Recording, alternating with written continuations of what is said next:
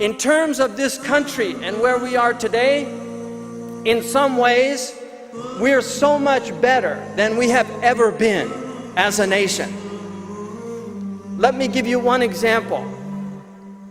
African Americans, most of the African Americans in the United States today have ancestors that were brought to this country in chains. And this was not seen as something wrong or immoral, except by a very small group of British people and American, mostly Unitarians. There were pamphlets written by Jews, by Christians, not only justifying that black people were the accursed descendants of Ham, and therefore this was their fate, but that the Bible justified the conditions of slavery in the United States. That was not that long ago, people. In the 1950s, when Eisenhower was president, African Americans could not drink from the same drinking fountains as white people in many states in this country. It's hard for people here to imagine that, but there are people here that are alive today that don't know the history of this country. That's not old history, it's recent history. That most people of color in the United States of America 50 years ago had the option of being a janitor, a night watchman, a maid, a servant. These were the options. That is no longer the case.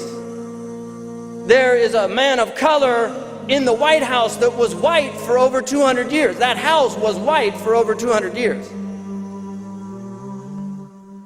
So things have changed. To deny that change in this country, those positive changes, is to deny an aspect of America that is very important. So from that perspective, things are much better. That's just one example, and I could give many other examples. But from other aspects of the United States, there are very troubling signs going on in this country right now. Let me give you an example. In the FBI, they issue certain guidelines for determining extremists.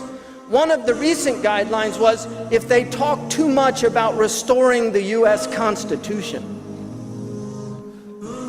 that's considered extremism or a sign of extremism, because there are certain peoples in this country that are very troubled by a lot of the rights in the Constitution and aspects of the Constitution that have been trampled upon. They're very troubled.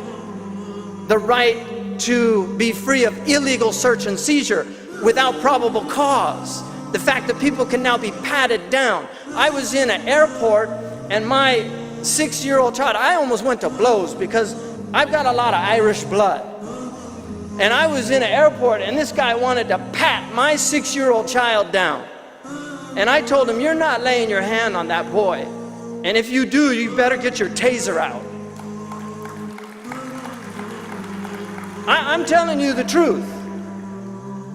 And he got very offended. And I said, look, I actually wrote a paper on pornography in this country, and I know the statistics of pedophilia.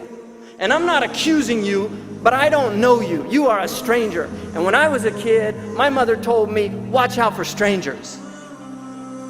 So I don't want you touching my child. Now, if you want to bring a lady out here, if she has to check a 6-year-old boy, then I'll let you, because statistics show women don't molest little kids. They might aid and abet a molester, but they don't do it, because that humanity is still intact. For me, that is a complete, gross and egregious trampling of my right as a parent to protect my child.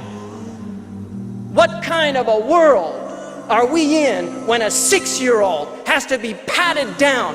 What kind of experience is that for a 6-year-old child? People don't think about these things, but this is the world they're growing up in. When I was a young boy, the whole family went to the gate in the airport. That was the America we grew up in. You went to the gate to see your family off. There was no, you didn't have to stand in front of a machine that was going to basically undress you for some stranger to look at you.